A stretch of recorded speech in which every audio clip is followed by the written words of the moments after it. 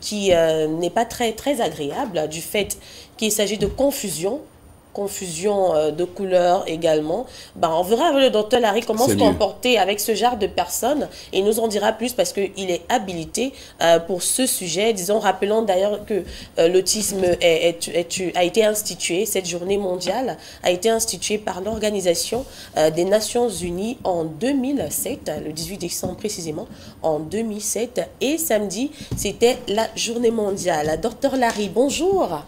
Alice, bonjour et sois la bienvenue. Merci. Déjà ce matin, je recevais 2 messages de la part des confrères, qui disaient qu'il aurait fallu que le commandant puisse encore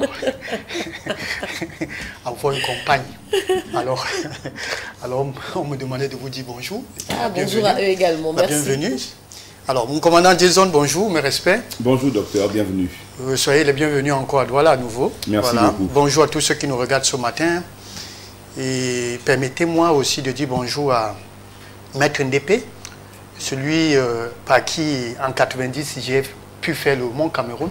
Parce que ça, il faut le dire, je fréquentais le lycée Vilain de Boya, dans le club judo, où j'ai pu vraiment le faire.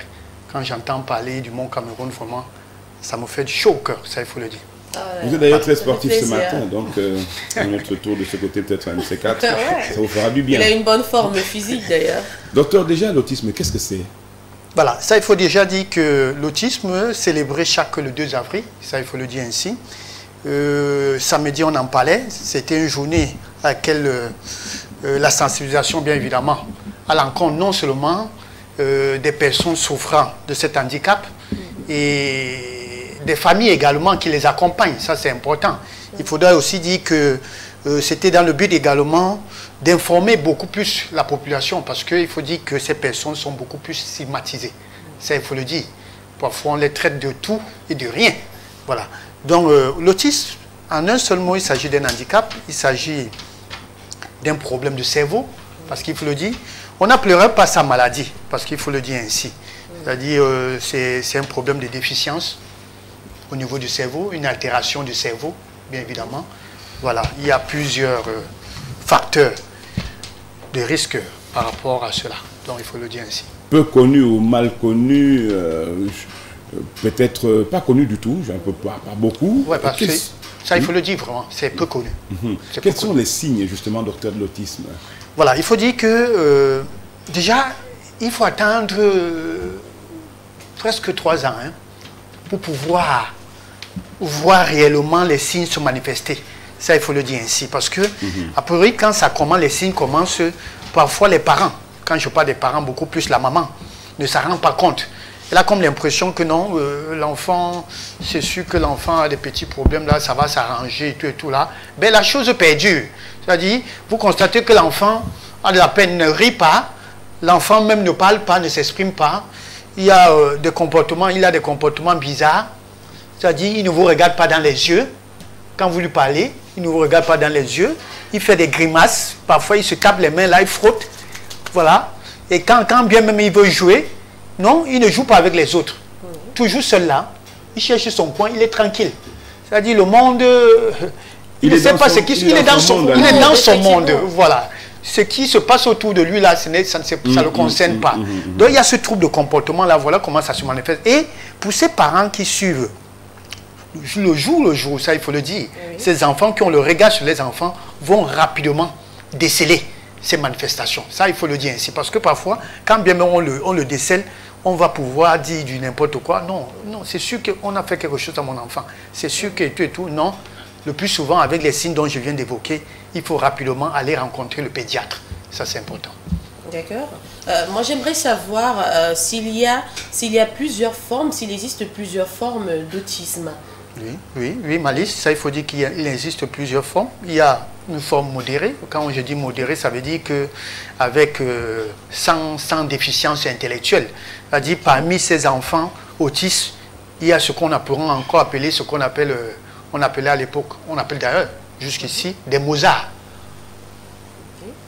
Super, pour ne pas dire surdoué. Super intelligent. Super intelligent, parmi les autistes, ça il faut le dire. Ça, il y a cette forme-là. Il y a par contre d'autres formes où vraiment ils ne pourront rien faire. À l'école, vraiment je voudrais dire c'est zéro. avec déficience intellectuelle. C'est pour ça qu'on peut dire modéré et sévère. Donc il y a ces deux formes-là. Modéré et vraiment sévère. Et sévère. Je vous assure, ceux qui ont cette faculté intellectuelle-là, ils n'ont pas besoin d'une calculatrice, mon commandant, pour pouvoir faire des calculs. Vous leur donnez quelque chose, vous-même, vous êtes dépassé. Mais cela n'exclut pas les cas de comportement. Hein. Ils sont intelligents, mais le comportement est toujours bizarre. C'est-à-dire, ils ne vous regardent pas, ils se mettent parfois à danser, frapper les mains. Mais à l'école, il est intelligent. Voilà. C'est inquiétant. C'est très inquiétant. Oui, qu'est-ce qui peut causer ça, docteur? Voilà, il faut dire que jusqu'ici, la cause n'est pas connue. Ça, il faut le dire. On parle tout simplement d'un dysfonctionnement cérébral qui causerait ces manifestations dont je viens de dire. Une altération du cerveau. C'est-à-dire, le cerveau aurait disjoncté, c'est-à-dire comme un coup-circuit qui fait du feu là, à tout moment, voilà. Mais il faut dire, Malice, qu'on est avec cet handicap. Avec cet handicap, merci, le mot. On ne peut pas... Non, on ne devient pas. On ne devient pas. Même suite à un accident, quelque chose comme ça? Non, non. Ça, c'est autre chose. Vous aurez un traumatisme crânien, mais ça ne serait pas l'autiste, là. On est avec. C'est-à-dire, l'enfant sort du ventre avec cet handicap. Ça, il faut le dire ainsi. Mais ça ne se manifeste pas là. Il naît avec, oui. Non, ça ne se manifeste pas là. Ça, il faut le dire ainsi. Parce que, comme je le disais, ça va dépendre de la forme. Si c'est la forme sévère, l'enfant naît avec, l'enfant pourrait même mourir bien avant. Ça, il faut le dire ainsi, pendant l'accouchement. Mais alors, comme ça va progressivement, mon commandant, vous allez constater justement, de par le comportement et tout, certains pourront dire que non, c'est un retard de croissance. Pourtant, ça n'a rien à y voir avec un retard de croissance. Donc, il faudra faire très attention. Voilà pourquoi il faut consulter. Quand vous voyez vraiment l'enfant ne vous regarde pas, l'enfant parfois se met à rire. Vous regardez ce qui lui fait rire, vous ne voyez pas. Il crie souvent aussi. Il crie souvent. Vu qu'il est dans son il ne parle pas. Il ne parle pas. Parce qu'il faut dire qu'il ne parle pas. Il ne s'exprime pas bien. Parfois, il répète un mot 10 fois. Donc, ça va dépendre parce qu'il faut dire que nous ne sommes pas égaux devant les maladies. Et chaque personne a sa particularité. Mais personne à risque et justement parents à risque, on peut dire ça? Oui, parce qu'il faut... Oui, parce qu'il faut dire que mon commandant, l'homme peut transmettre, même la femme peut transmettre. D'ailleurs, il se trouve qu'il y a plus des hommes sujets autistes que des femmes. Ça, il faut le dire. 4 hommes sur une femme, hein, ça, il faut le dire ainsi. Maintenant, comme personne en risque également, si dans une famille, vous avez eu soit le père, soit la mère, soit le frère, soit la sœur, faites très attention. Si dans une famille, vous avez des personnes qui ont déjà des problèmes neurodéveloppement, ça pourrait être la trisomie, nous avons parlé de la trisomie 21 ici sur le plateau. Faites très attention, ça, voilà des personnes à risque qui sont exposées. Alors, on dit des personnes autistes qu'elles perçoivent le monde différemment. Donc, comme vous l'avez précisé tout à l'heure, ils sont dans leur monde. Dans leur monde, oui. Ça, il faut le dire, ils sont dans leur monde, comme je le disais tantôt. C'est que ce qu'ils font, non seulement, ils ne trouvent pas la chose étrange pour eux. C'est-à-dire, c'est presque normal. Oui, c'est tout à fait normal. C'est-à-dire, c'est comme si vous passez à côté d'un bac aujourd'hui, vous voyez le fou qui est en train de manger là. Et lui, quand vous le regardez, il vous regarde. Il se pose la question, celui-là. C'est de manière naturelle et tout. Voilà, un autiste, lui, l'autiste, c'est ça. Lui, son monde, quand bien même vous dites, regardez-moi, parfois, il ne peut même pas vous regarder. Et je voudrais vous dire qu'ils sont parfois agressifs. Hein. C'est oui, ils sont agressifs. Certains sont agressifs. Donc ne forcez pas, dites, regardez-moi. S'ils ne vous regardent pas, vraiment, soyez cool, laissez l'enfant tranquille. Ça, c'est important de le dire. Parce que c'est des gens qu'il faut accompagner. Ils ne veulent pas qu'on les extrait de leur monde. Quand tout à fait. Alors, je voulais parler, là j'ai oublié, en ce qui concerne les facteurs de risque, mon commandant. Parce qu'il faut dire qu'il y a l'environnement. Ça, c'est important de le dire. Nous avons, parmi les facteurs de risque, les pesticides. Vous savez qu'aujourd'hui, c'est grave. Ça pilule même d'ailleurs. Nos cultures aujourd'hui et tout, l'usage. Il faut dire également que la pollution également. Il faut également parler des médicaments, mon commandant. Et quand on parle des médicaments, je voulais parler ici des femmes enceintes. On donne toujours ce conseil-là. Une femme enceinte ne doit pas consommer un médicament sans l'avis du médecin. Ça, c'est important de le savoir. Tout médicament que vous aurez consommé pourra avoir des effets sur, pour ne pas dire l'embryon, le fœtus ou le bébé. Et ça pourrait causer justement à long terme ce dysfonctionnement. C'est-à-dire pendant les 9 mois, ce dysfonctionnement cérébral. Voilà pourquoi jusqu'ici on dit que les causes ne sont pas connues, mais les facteurs de risque, il y en a plusieurs. Donc évitez les drogues parce qu'il y a des femmes qui fument. Pendant la grossesse. Pendant la grossesse. Ils boivent aussi. Ils boivent aussi. Voilà. Donc voilà des facteurs de risque. Elle peut boire un peu quand même. Non, il s'agit... Mon commandant. Moi j'aimerais savoir, docteur Larry, est-ce qu'on peut prévenir cet handicap-là qu'est l'autisme? Malise, disons, il y a des facteurs non modifiables. Vous comprenez? Je parlais des personnes à risque. Si dans une famille, le père, soit le frère, la soeur, vous comprenez que c'est difficile. On ne peut pas prévenir. C'est un facteur non modifiable. Mais alors, les facteurs modifiables, Malise, ce n'est pas boire, comme on disait tout à l'heure. Mon commandant disait, est-ce qu'elle peut prendre un peu? Et quand une femme va comprendre, elle va dire, mais si l'autre a... Mais je connais une femme qui buvait, elle a fait des beaux enfants, et son enfant est bien né. Et elle va aussi boire. Mais faites très attention. Il ne faut pas boire du tout. Il ne faut pas boire du tout. Parce qu'il y a ce qu'on appelle syndrome d'alcoolisme. Voilà, chez les femmes enceintes. Tout à fait. Donc il faudra lutter. La prévention, c'est corriger les facteurs de risque. Est-ce qu'on peut en guérir, cependant? Non, malheureusement, ça fait mal de le dire, mon commandant, on ne guérit pas de l'autisme. Voilà, il faut dire ça, c'est une maladie. Non, je ne voudrais pas dire maladie. Autant pour moi, handicap.